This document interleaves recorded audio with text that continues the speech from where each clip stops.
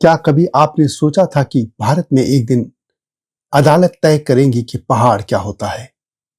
पहाड़ किसे कहेंगे? क्योंकि विश्व में अब तक पहाड़ की कोई तय परिभाषा नहीं हो पाई है। क्या पहाड़ की पहचान उसकी आत्मा से होगी या किसी फाइल में लिखी 100 मीटर की लाइन से? भारत की सबसे प्राचीन पर्वतमाला अरावली, जिसने हजारों साल से रेगिस्तान को पूरब की ओर बढ़ने से रोका, क्षेत्र को पानी दिया, इस देश की जलवायु को बचाया, आज उसी अरावली से पूछा जा रहा है, तुम पहाड़ हो या नहीं? अरावली करोड़ों साल पुरानी पर्वतमाला अब सवालों के कटघरे में है। सुप्रीम कोर्ट कहता है कि जो 100 मीटर ऊंचाई वाला नहीं है वह पहाड़ नहीं है। तो सवाल है कि क्या प्रकृति की पहचान अब माप फीते से होगी या फिर ये रास्ता है भूमि माफिया के लिए, खनन माफिया के लिए? लेकिन दूसरा पक्ष भी है। यह जरूरी है कि पर्यावरण की रक्षा हो, लेकिन दूसरी तरफ देश की जरूरतें जैसे मार्बल और अन्य खनिज जो निर्माण और अर्थव्यवस्था के लिए जरूरी है। सरकार का दावा है कि इससे 90% से अधिक अरावली सुरक्षित रहेगी और खनन सिर्फ 0.19% क्षेत्र तक सीमित होगा। लेकिन क्या ये इतना सरल है? इसी मुद्दे की मैं विस्तार से जांच पड़ताल करूंगा।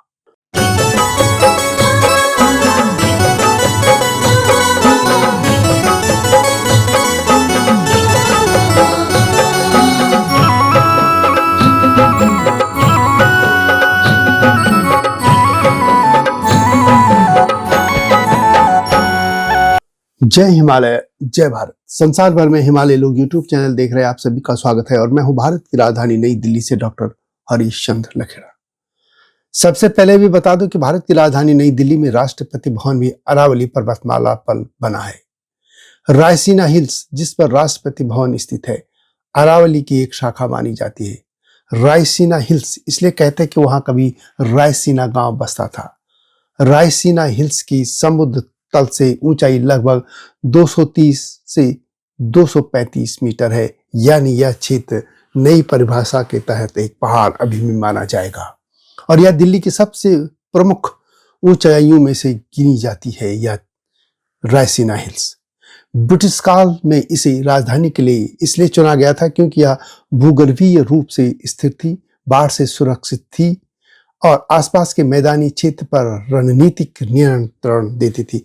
यानी अंग्रेजों ने अरावली की भूगर्भीय समझ को स्वीकार किया था, लेकिन आज स्वतंत्र भारत उसी अरावली को कागजी परिभाषाओं में छोटा कर रहा है। सबसे पहले बात कर लेते कि अरावली है क्या। अरावली पर्वतमाला केवल चट्टानों और पहाड़ियों की श्रृंखला नहीं है, यह भारत की सबसे प्राचीन पर्वत प्रणाली है जिसकी आयु करोड़ों वर्ष मानी जाती है। गुजरात के पालनपुर से लेकर राजस्थान, हरियाणा और दिल्ली होते हुए यह पर्वतमाला देश की जलवायु, भूजल, जैविक विविधता और मरुस्थलीकरण के विरुद्ध एक प्राकृतिक ढाल की तरह खड़ी है। अरावली पर्वतमाला दुनिया की सबसे पुरानी फोल्ड माउंटेन सिस्टम में से एक है। अरावली थार रेगिस्तान को आगे बढ़ने से रोकती है। अरावली को उत्तर भारत की ग्रीन वॉल कहा जाता है। थार मरुस्थल के विस्तार को पूर्व की ओर बढ़ने से रोकने वाली प्राकृतिक दीवार, वनस्पति, मिट्टी, ढलानों और जल धारण क्षमता का सम्मिलित तंत्र है। भूगोलविद मानते हैं कि अरावली 67 करोड़ वर्ष पुरानी पर्वतमाला है और यदि यह नहीं होती तो उत्तर भारत की कई नदियां नहीं होती, कई जंगल नहीं होती, वनस्पतियां नहीं होती। यह पर्वतमाला एक तरह की रक्षा पंक्ति भी है जो रेगिस्तान, धूल और जल अभाव के खिलाफ चुपचाप खड़ी है। यह उत्तर भारत का सबसे पुराना टाइम कैप्सूल और सबसे नाजुक वर्तमान है। अरावली शब्द संस्कृत के अर्बुदावली से बना है और इसे राजस्थान के इतिहास में अड्डावल के नाम से जाना जाता है। संसार में जहां हिमालय सबसे युवा पर्वत है तो अरावली सबसे प्राचीन यानी सबसे बूढ़ी पर्वतमाला है। यह दिल्ली एनसीआर का भूजल रिचार्ज करती है, धूल भरी गर्म हवाओं पर प्राकृतिक ब्रेक लगाती है। लेकिन यह भी याद रखनी चाहिए कि अरावली ऊंची नहीं है, लेकिन यह जरूरी है कि यह बनी रहे। परंतु आज अरावली अपने अस्तित्व की लड़ाई लड़ रही है। इस पर बार बार खतरा आता रहा है, लेकिन केवल खनन माफिया से ही नहीं बल्कि कानूनी परिभाषाओं से अब नया खतरा पैदा हो गया है। यदि हम पर्वतों की परिभाषा की बात करें तो भूगोल में पर्वत की परिभाषा यह है। शास्त्रीय भूगोल कहता है कि पर्वत वह भूभाग है जो अपने आसपास के मैदान से पर्याप्त ऊंचा हो, जिसकी ढलान तीव्र हो और जो भू आकृतिक प्रक्रियाओं से बना हो। इसके प्रमुख बिंदु इस तरह है कि आसपास से ऊंचा हो, ढलान हो, लाखों हजारों वर्षों से स्थिर हो।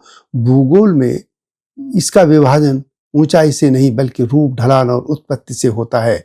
अब भारत में वैसे पर्वत की परिभाषा कोई कानूनी तौर पर नहीं थी, न संविधान में है, न पर्यावरण कानूनों में है, न भू राजस्व अधिनियमों में। भारतीय भूगोल की जो पुस्तकें हैं उनमें पर्वत वह स्थल रूप है जिसकी ऊंचाई सामान्यतः 600 मीटर से अधिक हो, पर यह अनिवार्य नहीं है। लेकिन अब सुप्रीम कोर्ट ने पहली बार यह परिभाषा तय की है। यदि हम पर्वत की ही बात करें तो भारत में से कई एजेंसियां देखती हैं। सर्वे ऑफ इंडिया के अनुसार पर्वत को स्थलाकृतिक रूप में दर्ज किया गया है और वो इसी आधार पर इसको तय करती है, जबकि पर्यावरण मंत्रालय पर्वत को एक इकोसिस्टम मानता है। ऊंचाई नहीं बल्कि वनस्पति, जल स्रोत, जैव विविधता, पारिस्थितिक भूमिका देखता है। वैसे विश्व भूगोल में पर्वत की कोई एक सर्वमान्य परिभाषा नहीं है, यानी दुनिया में पर्वत की कोई एक परिभाषा तय हो नहीं पाई है। कहीं 300 मीटर, कहीं 600 मीटर तो कहीं रिलेटिव हाइट यानी आसपास की भूमि से ऊंचाई देखी जाती है। संयुक्त राष्ट्र और कई भूगोलवेता मानते हैं कि पर्वत वह स्थूल रूप है जो अपने आसपास के क्षेत्र से स्पष्ट रूप से ऊंचा हो, ढलान रखता हो, जिसकी संरचना भूगर्भीय प्रक्रियाओं से बनी हो। कहीं 300 मीटर ऊंचाई को पर्वत माना गया है तो कहीं सापेक्ष ऊंचाई को आधार बनाया गया है। भारत के भूगोल में भी अरावली जैसी प्राचीन कम ऊंचाई वाली पर्वतमालाओं को लो हाइट लेकिन हाई इकोलॉजिकल वैल्यू वाली प्रणाली माना जाता है, यानी ऊंचाई कम होने के बावजूद उनका पर्यावरणीय महत्व अधिक होता है। इस तरह हम कह सकते हैं कि भारत में भी पर्वत को लचीले और वैज्ञानिक दृष्टिकोण से देखा गया है। लेकिन अब सुप्रीम कोर्ट की जो नई परिभाषा आई है उसने विवाद खड़ा कर दिया है। अरावली को लेकर विवाद यह तब खड़ा हुआ जब सुप्रीम कोर्ट ने केंद्र सरकार की ओर से प्रस्तावित उस परिभाषा को स्वीकार किया जिसमें कहा गया है कि अरावली का पहाड़ वही माना जाएगा जो आसपास की जमीन से कम 100 मीटर ऊंचा हो। इसके साथ यह भी जोड़ा गया है कि दो ऐसे पहाड़ जहां 500 मीटर के भीतर हो तभी वे अरावली श्रृंखला का हिस्सा माने जाएंगे। यानी ये कह सकते हैं कि सुप्रीम कोर्ट ने हाल में केंद्र सरकार द्वारा सुझाई गई परिभाषा को स्वीकार किया है। जो जमीन अपने आसपास से 100 मीटर ऊंची होगी वही अरावली का पहाड़ होगी और ऐसे दो पहाड़ जहां 500 मीटर के भीतर हो तभी वे अरावली श्रृंखला का हिस्सा माने जाएंगे। यह परिभाषा अदालत ने स्वयं नहीं गढ़ी। यह प्रस्ताव पर्यावरण, वन एवं जलवायु परिवर्तन मंत्रालय द्वारा गठित एक सरकारी समिति की ओर से आया है था। सुप्रीम कोर्ट ने राज्यों में अलग अलग मानकों की जगह एक एकीकृत और मानचित्र आधारित परिभाषा की जरूरत बताई और इसी सरकारी प्रस्ताव को स्वीकार कर लिया गया। यानी राज्यों के लिए एक जैसा नियम बनाने के नाम पर यह आई है, क्योंकि अरावली 4 राज्यों में फैली है, दिल्ली, हरियाणा, राजस्थान और गुजरात। लेकिन खतरा यहीं से शुरू होता है। वैसे कोर्ट ने परिभाषा तय करते हुए यह भी कहा कि नए खनन पट्टे तब तक जारी नहीं होंगे जब तक व्यापक और वैज्ञानिक रूप से तैयार माइनिंग प्लान नहीं बन जाता है। लेकिन लोग इस नई परिभाषा के खिलाफ सड़कों पर उतर आए हैं, विरोध भी कर रहे हैं। दरअसल फॉरेस्ट सर्वे ऑफ इंडिया की पुरानी परिभाषा और मानचित्र के तहत पर्वत की परिभाषा व्यापक थी और छोटे छोटे टीलों को भी पर्वत में शामिल किया जाता था ताकि पारिस्थितिक संरक्षण बेहतर हो। विशेषज्ञों का मानना है कि 100 मीटर नियम से घाटी, ढलान और छोटी पहाड़ियों का संरक्षण कमजोर होगा और यह मानदंड केवल ऊंचाई पर आधारित है जो पारिस्थितिक दृष्टि से पर्याप्त नहीं माना जाता है। एक बात यह भी सामने आ रही है कि अरावली क्षेत्र का बहुत बड़ा हिस्सा 100 मीटर से कम सापेक्ष ऊंचाई वाला है।